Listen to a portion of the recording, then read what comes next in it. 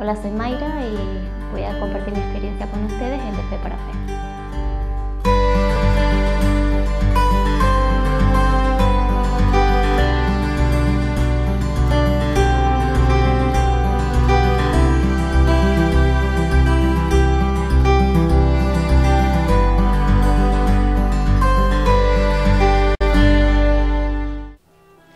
En el año 2005 nos casamos con Diego. Vivíamos en la ciudad de Barcelona. Después de 2 meses quedé embarazada, gracias a Dios, porque esperábamos mucho tener un niño. Nos encantan los niños, a mí sobre todo. Y como estaba yo trabajando, tuve una pérdida de sangre y fui al médico y el médico me dijo que necesitaba reposo. Me faltaban 2 meses para concluir con mi trabajo, el contrato de trabajo, y mi jefa me dijo que de irme nada, que tenía que cumplir el contrato y que me faltaban solo 2 meses, que lo cumple y que después me vaya. Entonces yo cumplí con el contrato, pero no terminé los 2 meses y tuve otra pérdida. Estaba justo trabajando y ya tuve otra pérdida de sangre.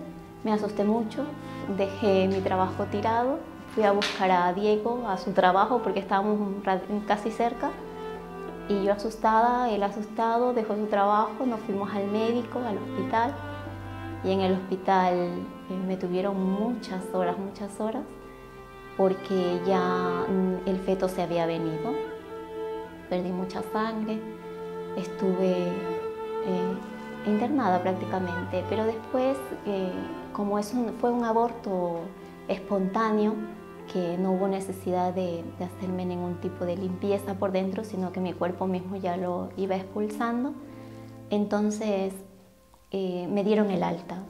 Cuando me dieron el alta, estuve con mi familia, con mi suegra, con mi suegro, estuvimos ya a punto de salir, esperando que viniera el coche a recogerme, y de pronto me sentí mal, se me puso todo oscuro y mi hermano que estaba al lado, yo le digo: Juan, cógeme porque me voy a caer. Y solo escuchaba voces, escuchaba que todo el mundo hablaba, pero yo no veía absolutamente nada. No sé si me cogió o no me cogió, no recuerdo. Y escuchaba también a mi suegra que decía que venga un médico, que la atienda un médico. Y después vinieron, me sentaron en una silla de ruedas y me llevaron para adentro nuevamente, de donde me sacaron, de la sala. Así que seguía escuchando voces, el médico decía: pero esto no es normal, decía: llama a otro médico, y vino otro médico. Y después llama al otro, y en total eran 4 médicos para mí solita. Y yo seguía sin ver nada, solo escuchando. Y me atendieron así yo me angustié muchísimo porque, claro, no es normal que 4 médicos estén contigo y que no sepan ellos qué es lo que te pasaba. Yo estaba angustiada, no veía nada, pero escuchaba todo lo que ellos decían. Entonces, hicieron lo que tenían que hacer como médicos, me dio, no sé exactamente lo que me dio, me sentí muy mal, mi cuerpo muy frío, empecé a sudar y tuvieron que hacer lo que tenían que hacer. Después de unas horas, al día siguiente, ya me volvieron a dar el alta. Cuando pasé del dolor corporal, todavía me quedaba el emocional, pero el deseo de seguir teniendo más hijos todavía estaba en mí, estaba en Diego. Y es como se dice, ¿no?, de un jardín donde no hay flores, no hay jardín. Yo sentía eso en mi hogar, que no habían flores. Entonces pasó 1 año y no quedaba embarazada. Pasó otro año y tampoco quedaba embarazada. Entonces yo dije: ¿será que me pasó algo en el médico? O que mi cuerpo no reacciona, ¿no? Fuimos al médico y yo digo: a ver, ¿qué es que me pasa? ¿O seré yo el problema? El médico me dijo que no, me hizo unos análisis, me hizo de todo y me dijo que no, que el problema no era mío, que el problema no radicaba en mi cuerpo, que el problema radicaba en mi mente. Entonces yo le comenté eso a la hermana María Turli, que ha sido una madre para mí desde que yo he llegado a España. Entonces ella me regaló un testimonio, el Ministerio de la Curación, y me hizo leer el capítulo de la cura mental. En este testimonio dice que hay una relación íntima entre la mente y el cuerpo, que cuando una está afectada, la otra simpatiza con ella. Entonces yo decía, si mi problema es la mente, entonces será por eso que mi cuerpo no reacciona, ¿no? Entonces que la mente influye mucho. A medida que iba leyendo el capítulo, iba comprendiendo de que el problema estaba allí, estaba siempre en vivir en la tristeza, en recordar todo lo malo que me pasó, en echarme la culpa por todo lo que había acontecido. Entonces también me daba aliento porque decía que muchas cosas a veces nos sobrevienen porque nosotros estamos allí, solo esperándolas nada más, ¿no? Y desviamos nuestra mente de Dios. Y comprendí que el propósito de Satanás es ese, que nosotros desconfiemos de Dios. Porque yo decía, Señor, ¿pero por qué no quedo embarazada? ¿Por qué no tengo un hijo cuando el deseo de tu Padre es tener hijos y el propósito del hombre en esta tierra es ese, ¿no? Entonces yo decía, ¿pero por qué? ¿Por qué? ¿Por qué? Yo decía, pero si me estoy quejando contra Dios y ese no es lo correcto.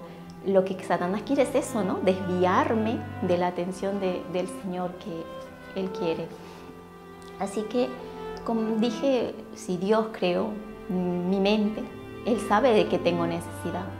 Comprendí que la oración fue un medio por el cual recibí mucha ayuda, recibí mucho alimento espiritual, por decirlo de alguna manera.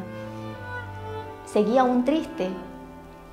Son sentimientos encontrados porque, por un lado, no quería desconfiar del Señor, pero no sabía tampoco esperar en Él. Y a medida que iba estudiando, iba comprendiendo que hay que esperar en el Señor. Si tú pides algo con fe, ten por seguro que lo recibirás, es la promesa del Señor. Entonces, seguía triste en mi corazón, me acostaba por las noches y oraba, lloraba muchísimo porque seguía sin tener un niño. Pasó el tercer año, seguía sin quedar embarazada. Pero a medida que iba orando, lo hacía también con Diego, lo hacía sola. Fue el medio de comunicación más eficaz porque después de 3 años y medio el Señor respondió mi oración, respondió nuestra oración y nos concedió la dicha de volver a ser padres. Tuve ese privilegio, me sentí muy contenta, a la vez un poco asustada porque no quería volver a revivir ese sentimiento que había pasado anteriormente, pero el Señor me fortaleció mucho. La oración es el mejor medio en que una persona creyente, una persona puede comunicarse con el Señor y el Señor nos va a escuchar. El Señor siempre escucha, no siempre nos responde en el momento que nosotros queremos, pero nos responde siempre. Así que cuando Dios tiene algo preparado para nosotros es en el momento que Él lo desea, ¿no? Cuando nosotros lo queremos, ¿no? Quedé embarazada, tuve al niño. Fue una de las mejores bendiciones que he recibido de mi Señor. Nació, estuve tan contenta con él que hasta hoy en día sigo arrodillándome por las noches al Señor para que me dé fuerza como madre a poder saber encaminar a mi hijo por el camino del bien. Porque si el Señor me ha concedido la oportunidad de ser madre es por un propósito. Y el propósito que considero yo que debería ser es de que debo de encaminar a mi hijo por el camino del bien. Que si yo confío en el Señor, sé que Él va a obrar a favor de mis hijos, de sus hijos. Y digo mis hijos porque después de 3 años, 4 años, tuve otra dicha más de tener a otro bebé, se llama Bruno, el primero se llama Brian, y tengo ya 2 flores en mi jardín, que son mis hijos. Y gracias al Señor quería compartir con ustedes esta experiencia porque es reconfortante ver cuando el Señor responde a nuestras oraciones, cuando somos constantes en la oración también, y cuando no tengamos que decaer y pensar que el mundo se nos viene abajo, no, porque el Señor es muy amoroso, muy cariñoso con nosotros y muy misericordioso, y sabe en qué momento, de qué cosas tenemos necesidad y en qué momentos Él nos las va a cubrir.